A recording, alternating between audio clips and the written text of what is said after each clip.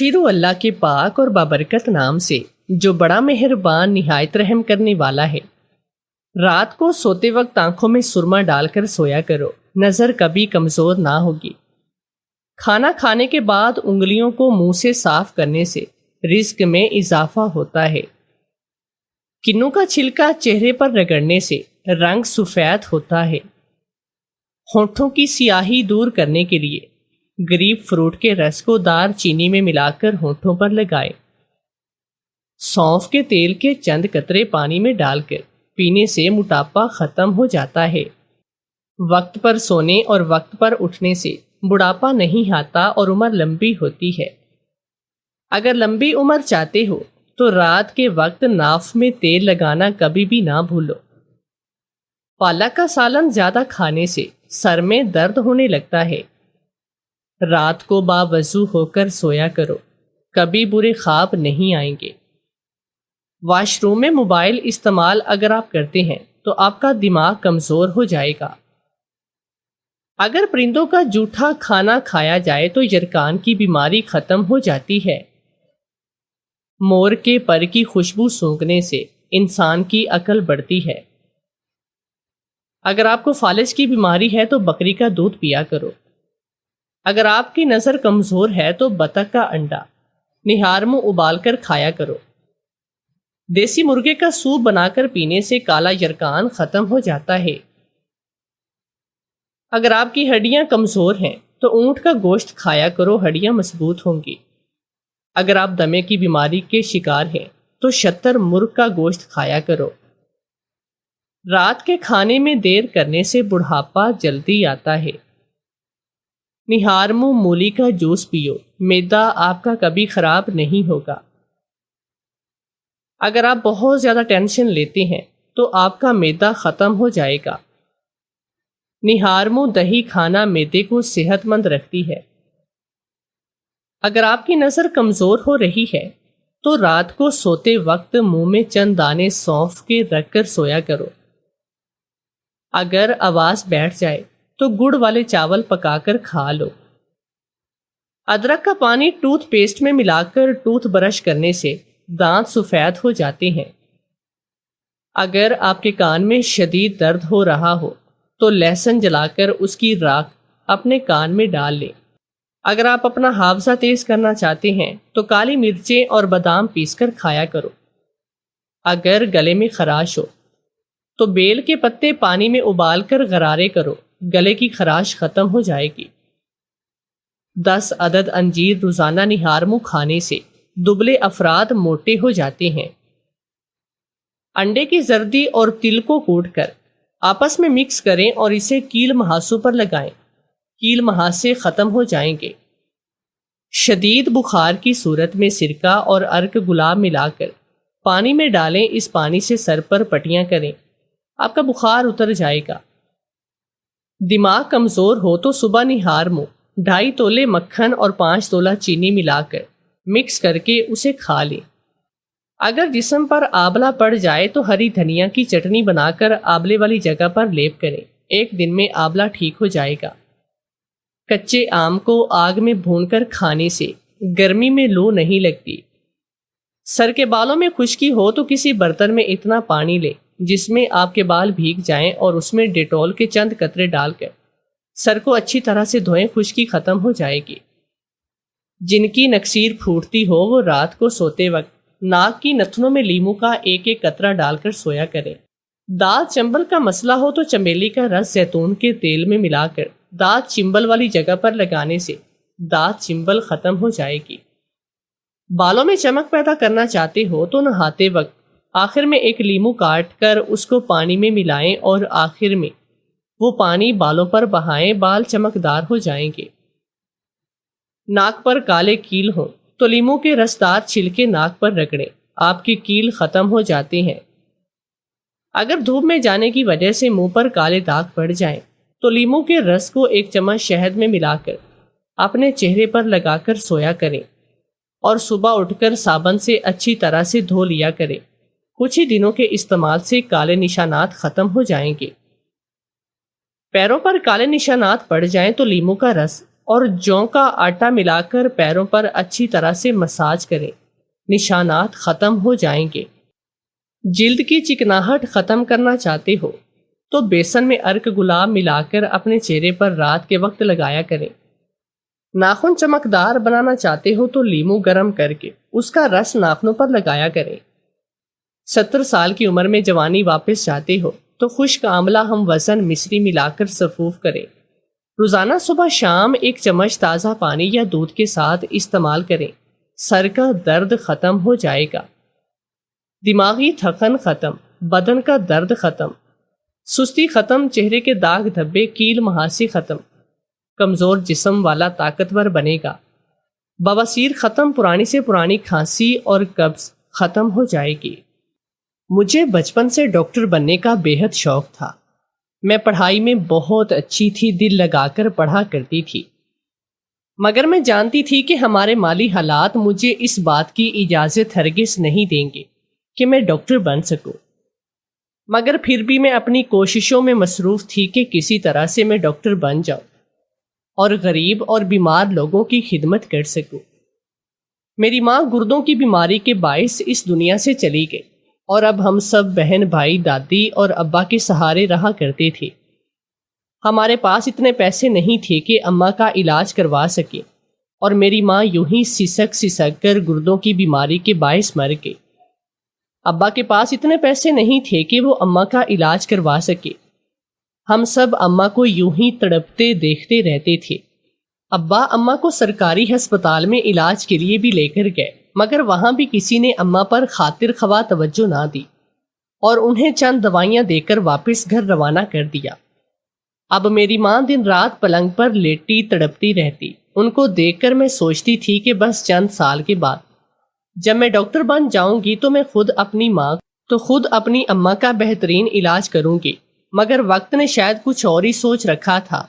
वक्त किसी के लिए नहीं रुकता, तो हमारे लिए वक्त कैसे रुक जाता। वक्त हमारे लिए बहुत ही जालिम साबित हुआ था और अम्मा भी मेरे डॉक्टर बनने का इंतज़ार नहीं कर सकी और इस दारे फ़ानी से कूच कर गई और मेरा ये ख्वाब धरा का धरा रह गया कि मैं डॉक्टर बनकर अपनी अम्मा का इलाज करूंगी। जिस दिन अम्मा का इंतकाल हुआ मुझे यही सदमा खाए जा रहा था कि मैंने ही डॉक्टर बनने में देर कर दी और अम्मा मेरी वजह से ही हमें छोड़कर चली गई। अम्मा के जाने के बाद डॉक्टर बनने का जुनून आहिस्ता आहिस्ता कम होता चला गया, मगर अभी मुकम्मल तौर पर ख़त्म नहीं हुआ था। मैंने अपनी जिद्दोजहद और कोशिश जारी रखी। शुक्र अब्बा लड़कियों के पढ़ने के खिलाफ नहीं थे, मगर अब्बा इस कदर भी आज़ाद ख्याल नहीं थे कि लड़कियों को मुकम्मल तौर पर आज़ाद छोड़ देते। इसलिए अब्बा हम लोगों पर कड़ी नज़र ज़रूर रखते। मैंने घर में सबको बोल रखा था कि मुझे डॉक्टर बनने का बेहद शौक़ है, तो सब लोग मेरे इस शौक़ के बारे में बाखूबी जानते थे और इस मामले में मुझे कोई कुछ नहीं बोलता, क्योंकि सबको इस तरह से मालूम ही था कि जैसे हमारे हालात हैं, इन हालात के तनाज़र में डॉक्टर बनना तो नामुमकिन ही था। इसलिए सब मेरी इस बात को बेगाने का ख्वाब समझकर सुनते रहते और शायद कोई मुंह नीचे करके हंसता होगा, मगर मुझे किसी की भी कोई परवाह नहीं थी। मैं अपनी दुनिया में मगन थी, मगर अम्मा की मौत का सदमा भुलाए नहीं भूल रहा था। मेरी दिन रात की अनथक मेहनत और कोशिश के नतीजे में मेरे मैट्रिक में बहुत ही अच्छे नंबर आए थे, जिसकी बदौलत मुझे अच्छे कॉलेज में दाखिला मिल चुका था। जब मैट्रिक का रिजल्ट आया तो मुझे अपना डॉक्टर बनने का ख्वाब पूरा होता नजर आया। मुझे लगा मैं अब सिर्फ अपना ही नहीं बल्कि अम्मा का भी ख्वाब पूरा कर रही हूँ। ये सोचकर मुझे बेइंतहा खुशी महसूस हुई और मैं मज़ीद दिल लगाकर पढ़ने लगी।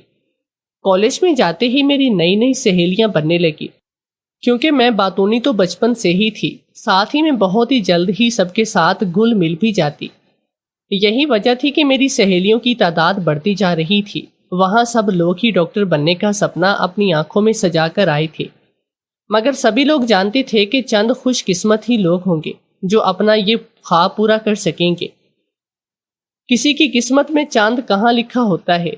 तो मैं भी अपनी तरफ से भरपूर कोशिश कर रही थी कि किसी तरह से मेरा इंटर में मेरिट बन जाए और मैं डॉक्टर बनने की अहल हो जाऊं। मेरे अब्बा पहले से ही बहुत मुश्किल से मेरी फीस भर रहे थे।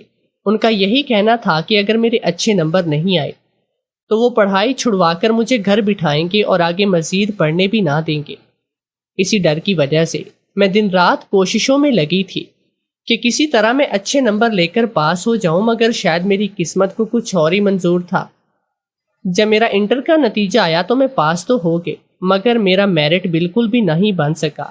وہ دن میرے خوابوں کے بری طرح سے ٹوٹنے کا دن تھا۔ میں اس دن قدر روئی تھی کہ مجھے اپنا دل پھٹتا محسوس ہوا تھا اور میرے خواب مینار چکنا چور ہو چکے تھے۔ میں اب ڈاکٹر نہیں بن سکتی تھی کیونکہ سب کبھی بھی دوبارہ سے میری فیس بھرنے پر رضامند نہیں ہوں گے۔ یہی سوچ کر مجھے ہول اٹھ رہے تھے کہ میں نے اپنی ماں کے لیے جو خواب دیکھا میں اسے پورا نہیں کر سکی تھی۔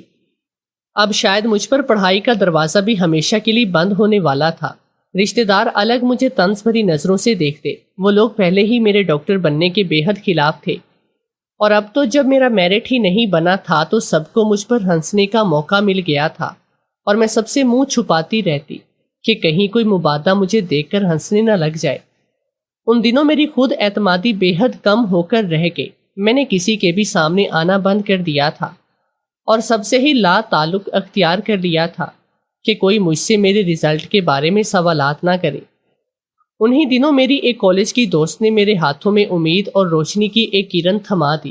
وہ کالج میں میری اچھی دوستوں میں شمار ہوتی تھی، اور اس کا بھی میری طرح سے میرٹ نہیں بن سکا تھا، اور اس کے گھر والے بھی پیسے دے کر اس کا میڈیکل کالج میں داخلہ نہیں کروا سکتے تھے، مگر اسے بھی میری طرح اپنے اور اپنے گھر والوں کے حالات بدلنے کا بے حد شوق تھا۔ تو اسی نے مجھے مشورہ دیا کہ اگر قسمت میں ڈاکٹر بننا نہیں لکھا تو ہم نرس تو بن سکتے ہیں نا۔ اس کے اس مشورے نے میرے دل کو چھو لیا اور مجھے اس کا مشورہ معقول لگا، کیونکہ اگر اسی طرح میں ہاتھ پر ہاتھ دھر کر بیٹھ جاتی تو ابا کسی سے بھی اٹھا کر میری شادی کر دیتے اور باقی کی زندگی یوں ہی میری روتے اور پیٹتے گزر جاتی۔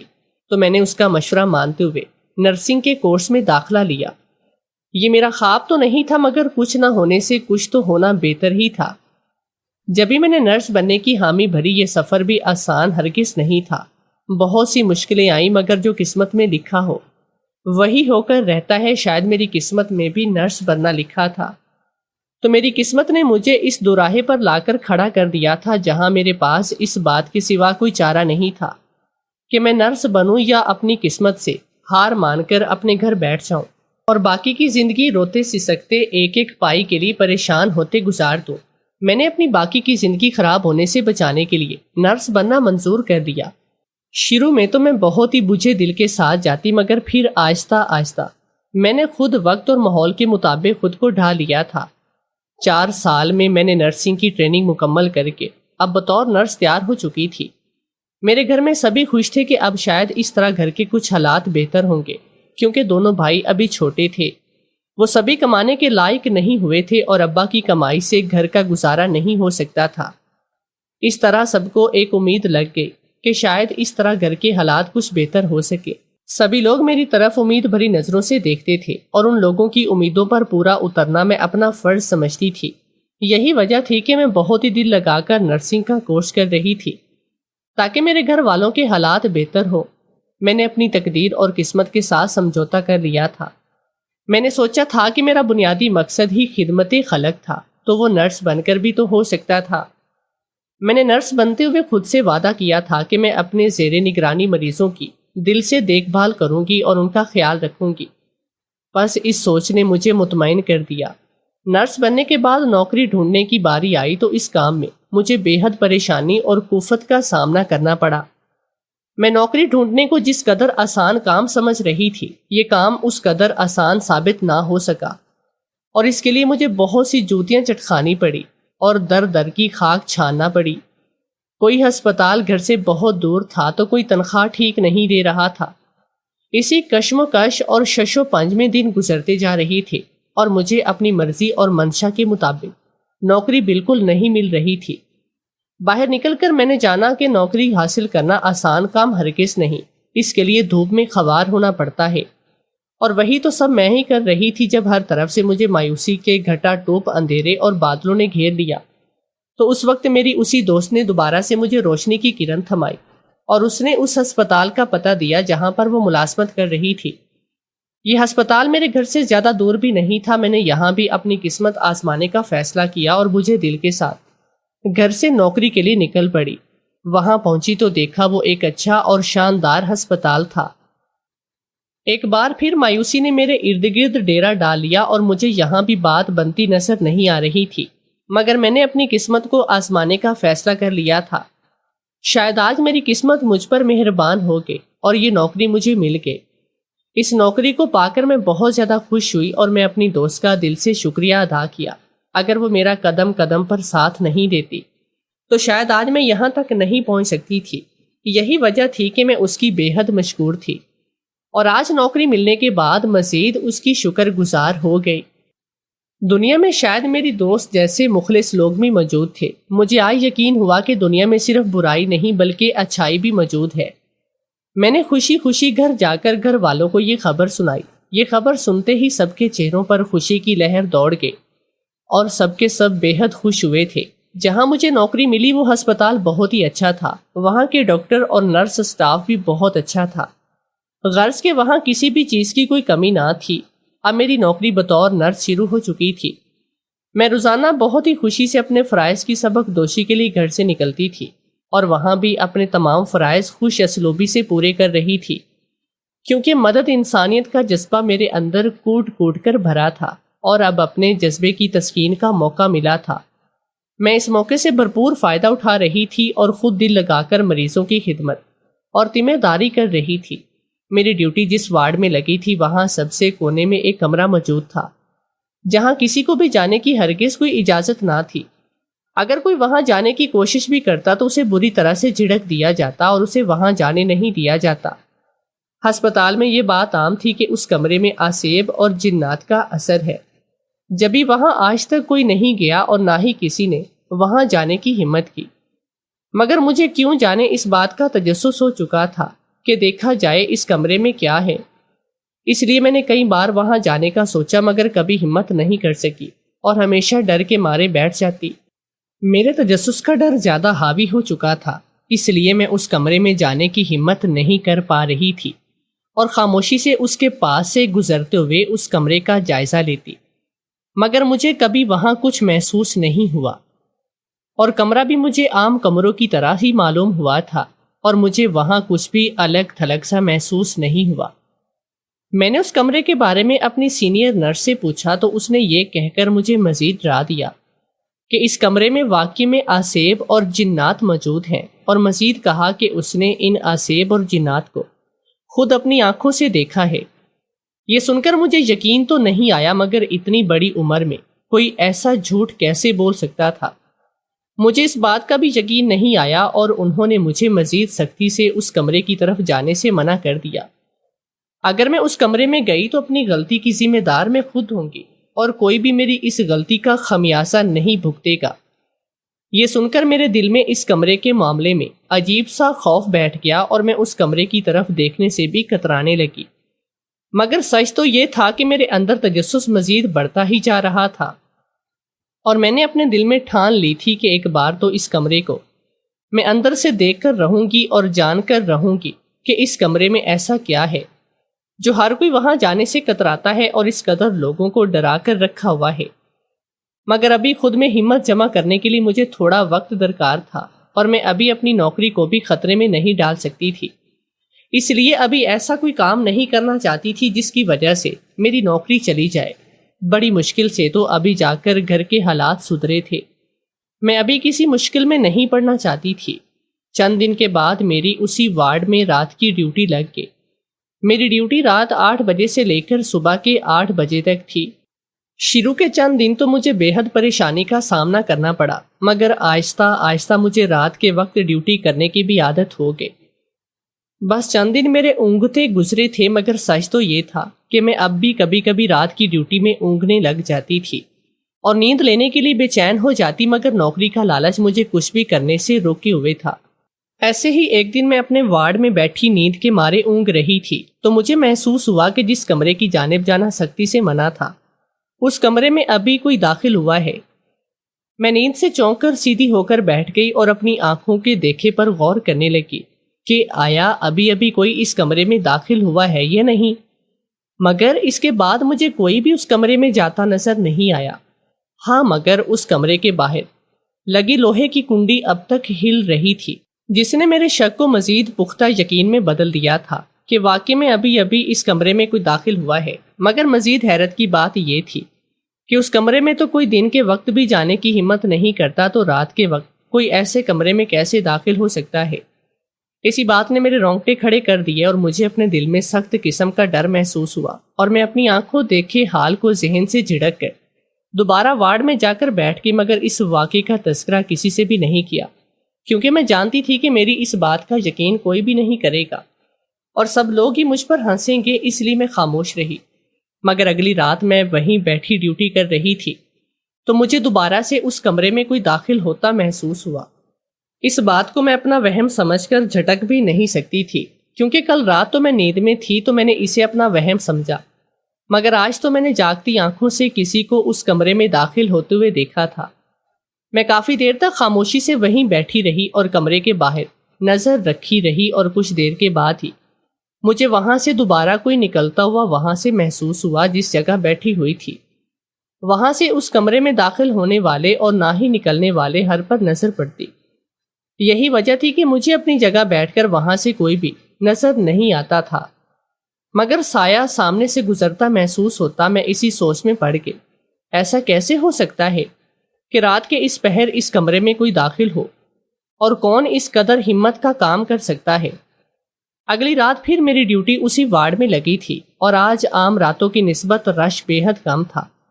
یہی وجہ تھی کہ میں اپنی جگہ پر بیٹھی گزری 2 راتوں میں جو ہوا اسے سوچ رہی تھی، اور اس کمرے میں داخل ہونے کی ہمت اپنے اندر جمع کر رہی تھی۔ آخرکار میں نے اس کمرے میں داخل ہونے کا فیصلہ کیا اور اس کمرے کی جانب قدم بڑھا دیے۔ اس وقت وارڈ میں رش بے حد کم تھا، بس اکا دکا لوگ آ جا رہے تھے اور باقی بیٹھے نیند سے اونگ رہے تھے۔ میں نے اسی وقت اس کمرے میں داخل ہونے کے لیے بہتر جانا اور کمرے کے دروازے کے باہر جا کھڑی ہوئی۔ آسیب اور جنات پر میں یقین نہیں رکھتی تھی، مگر جب ہر کوئی آسیب اور جنات کی کہانیاں سنا رہا تھا، مگر لوگوں کو جاتا اور نکلتا دیکھ کر مجھے یقین ہو گیا کہ اس کمرے میں آسیب یا جنات جیسی کوئی چیز نہیں، بلکہ معاملہ کچھ اور ہے۔ اس لیے تجسس کے ہاتھوں مجبور ہو کر میں اس بند دروازے کے باہر پہنچ گئی۔ حیرت کی بات یہ تھی کہ اس دروازے سے باہر سے کنڈی نہیں لگی ہوئی تھی اور وہ دروازہ کھلا ہوا تھا۔ میں چھپتے چھپاتے اندر گئی تو سامنے کا منظر دیکھ کر میرے تو ہوش اڑ گئے اور اپنی آنکھوں پر یقین نہیں ہوا۔ میں جو کچھ دیکھ رہی ہوں اس کا تعلق حقیقت سے ہونا بہت ہی مشکل تھا۔ مجھے اپنی آنکھوں دیکھے پر یقین نہیں ہو رہا تھا۔